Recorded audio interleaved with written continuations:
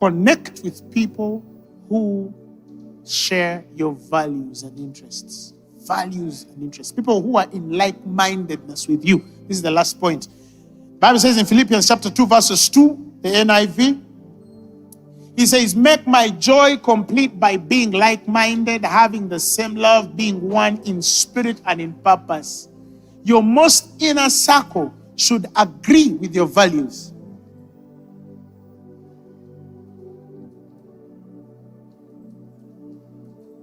They should respect your values. They should understand that this is who they are. They don't even need to necessarily be doing what you do, but they need to respect and understand the way you see life. Imagine if you're a smoking person, right? And you have a friend who is not a smoker. And you know their values is they don't believe in smoking, they don't like smoking, right? It's in wisdom when they come for you to put out that smoke, because you'd rather keep the friendship, isn't it?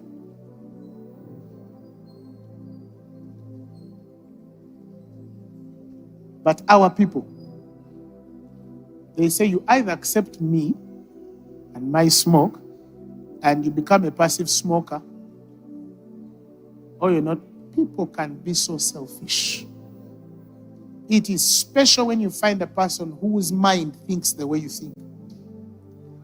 I always tell people, and I shared it even in the first service, that there are people, should you call my numbers and those phones are not going through, and a very important decision needs to be made over this ministry. There are 1, 2, or 3 people, if you call them, they will know what to do, because we are like-minded. They would think how I would think. They understand my values, they understand my convictions, they understand my interests. They know that his interests are this, and if he were here, this is what he would do, this is what he would do, this is what he would do. You need such people. Because those kinds of friends are people you'll even need if you die before them. This is what Jesus saw in Peter. This is what he saw in James. This is what he saw in John. That even in my absentia, God forbid should I ascend, they know how to handle my affairs. My vision, my values can be preserved through these people. It's very important for everyone to have that kind of friend. Because I know people who have been raised by other people's children. Who have been raised by their parents' friends. Let me say it that way.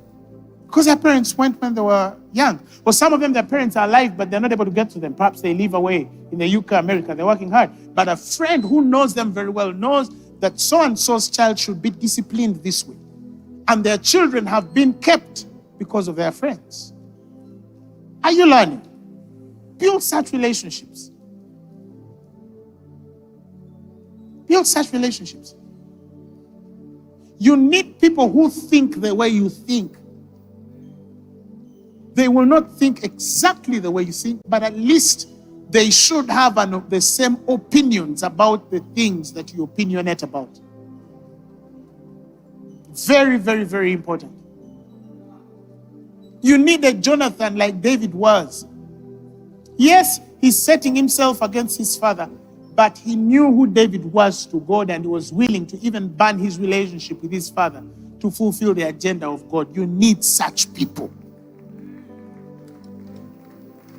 You need people in your life who know that if you don't compromise on something, they will not compromise on it, because that's who you are.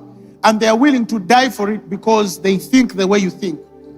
Do you know the strength of this ministry? It's because, some people don't know this, but it's because in this ministry we have people. We have fused and reconciled values. There are people who are like-minded. When we say we are going on the streets, they will go. And they're not going only because you have said it, but they feel what you're feeling. When they say we are going to build, they will build because they feel what you're feeling. They are connected. It's the God convicting you, is the God convicting them. Then we have people, it doesn't matter how many times you repeat yourself. They want bread. You understand? We're different, and everyone has their own growth process.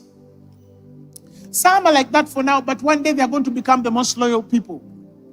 You have to be patient with them. Some are around you, but they're pretending to be what they're actually not, and one day you're going to discover them.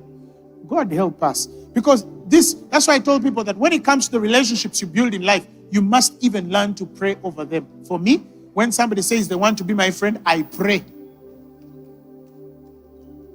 I pray. And if God tells me don't open this door, I don't. Because some of the people who hate us most now are the people we ate bread with. Some of the people, the other day I was doing an audit on my life, and I realized that there is a person who has made it their life's work to destroy Lubega Grace. That's their life's work. And this is a person, like David says in Psalms, that was my friend, someone I ate with, took tea with. They were your trusted friend. Psalms 41 says, you ate bread with them. They lift their heel against you. They even hate you more than the people who have never known you. And it's not happening to me only. It's happening to many of you. You've been stabbed and betrayed by the person you never thought would. Now, one thing is you should never be consumed by their evil, because you'll be exactly like them. That is why I cannot turn guns on the person who attacks me. That's not me. In fact, I pity them because I see that they are working against themselves. They don't know it, but they are. But at the end of the day, as I mature, I understand there were doors I was not supposed to open. There are relationships I sincerely regret. And I have paid the price of them 100 times. Now, for you to get in my inner circle, brother, I have to pray. I have to pray. So I charge you, for some of you who have not made the mistakes we have made, trust those who have been burnt before. Pray about every relationship that wants to come so close. Because some people are from hell itself.